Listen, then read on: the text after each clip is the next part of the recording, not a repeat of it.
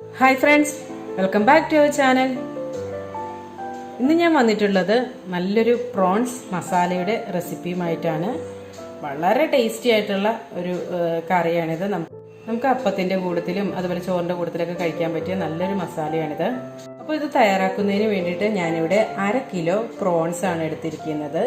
ഇതൊരു ഇടത്തരം വലിപ്പമുള്ള ഒരു ചെമ്മീനാണ്. അപ്പോൾ ഇനി ഇത് നന്നായിട്ട് ഇതൊന്ന് ക്ലീൻ ചെയ്തെടുക്കണം. അപ്പോൾ ഇത് നമുക്കൊന്ന് ക്ലീൻ ചെയ്യാം. ഇങ്ങനെ അതിൻ്റെ ആ ഒരു തലയുടെ ഭാഗവും അതെല്ലാം മേളിലുള്ള ആ ഒരു ഇതൊക്കെ ഇങ്ങനെ പൊളിച്ച് കളയുക, തൊണ്ട് പൊളിച്ച് ഇങ്ങനെ കളയുമ്പോൾ അതുപോലെ ഇവർക്ക് പൊളിച്ച് കളഞ്ഞു വെച്ചാൽ മതി.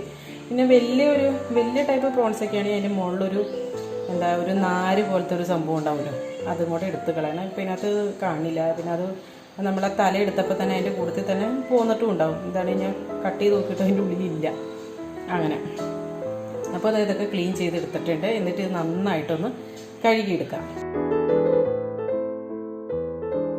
അപ്പോൾ അതായത് നല്ല വൃത്തിക്ക് കഴുകിയെടുത്തിട്ടുണ്ട്. ഇനി നമുക്കിത് തയ്യാറാക്കാൻ തുടങ്ങാം. അതിന് വേണ്ടിയിട്ട് ഞാനൊരു പാൻ സ്റ്റൗവിൽ വച്ചിട്ടുണ്ട്.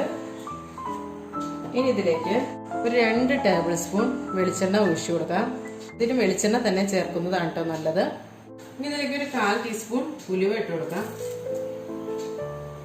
ഇനി ഒരു 3 സവോള ചെറുതായിട്ട് അരിഞ്ഞാണ് ചേർത്ത് കൊടുക്കാം.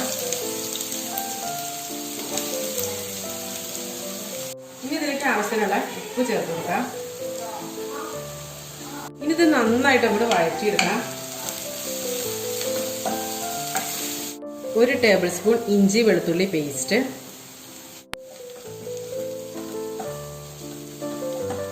സവോള നന്നായിട്ട് വഴന്ന് വന്നിട്ടുണ്ട്. ഇനി ഇതിലേക്ക് പൊടികളൊക്കെ ചേർത്ത് കൊടുക്കാം. 1 ടേബിൾ സ്പൂൺ മുളക് പൊടി, 1/4 ടീസ്പൂൺ മഞ്ഞൾപ്പൊടി. ഇനി ഇത് നന്നായിട്ടൊന്ന് മിക്സ് ആക്കി എടുക്കാം. ഇനി ഇതിലേക്ക് ഒരു ചെറിയ തക്കാളി അരിഞ്ഞത് ചേർത്ത് കൊടുക്കാം. ഒന്ന് മൂടി അടച്ചു വെച്ചൊന്ന് വേവിച്ചെടുക്കാം. തക്കാളിയൊക്കെ നന്നായിട്ടൊന്ന് വെന്ത് വരണം. ഇനി ഇതിലേക്ക് നന്നാക്കി എടുത്ത ചെമ്മീൻ ചേർത്ത് കൊടുക്കാം. എന്നിട്ട് നന്നായിട്ട് അങ്ങോട്ട് മിക്സ് ആക്കി എടുക്കാം. ചെമ്മീന് ഒരുപാട് വേവൊന്നുമില്ല, ഒരു 2-3 മിനിറ്റ് വേവിച്ച് കഴിയുമ്പോഴത്തേനും നല്ലപോലെ ഇത് കുക്കായി വരുന്നതാണ്. അപ്പോൾ ഇനി ഇത് ഒന്ന് മൂടി അടച്ച് വെച്ചൊന്ന് കുക്ക് ചെയ്തെടുക്കാം. അപ്പോൾ ഇത് ഇടയ്ക്ക് മൂടി തുറന്നു നോക്കി ഒന്ന് ഇളക്കി കൊടുക്കണം കേട്ടോ.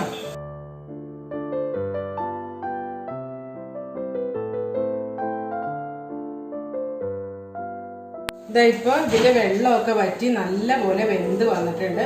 നമ്മുടെ ചെമ്മീനൊക്കെ ചെറുതായി പോയിക്കൊണ്ടിരിക്കും. അപ്പോൾ ഇനി ഇതിനകത്തേക്ക് 1 കപ്പ് തേങ്ങാപ്പാൽ ചേർത്ത് കൊടുക്കുക. അപ്പോൾ അത് ഇതുപോലെ മതിയെങ്കിൽ ഇങ്ങനെ തന്നെ കൂടെ ജസ്റ്റ് ഒന്ന് തിളച്ച് കഴിയുമ്പോൾ എടുക്കാം. അല്ലെങ്കിൽ കുറച്ചുകൂടെ ഒന്ന് തിളപ്പിച്ച് ഒന്ന് കുറുകി കഴിയുമ്പോൾ എടുത്ത് സെർവ് ചെയ്യാം കേട്ടോ. എങ്ങനെ വേണമെങ്കിൽ ചെയ്യാം.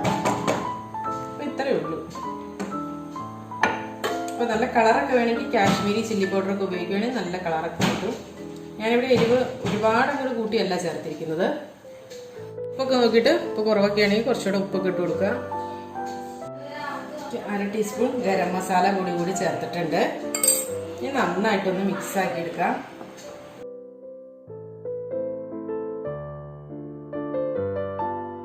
അപ്പോൾ ഇത് നന്നായിട്ട് തിളച്ച് കുറുകി വന്നിട്ടുണ്ട്.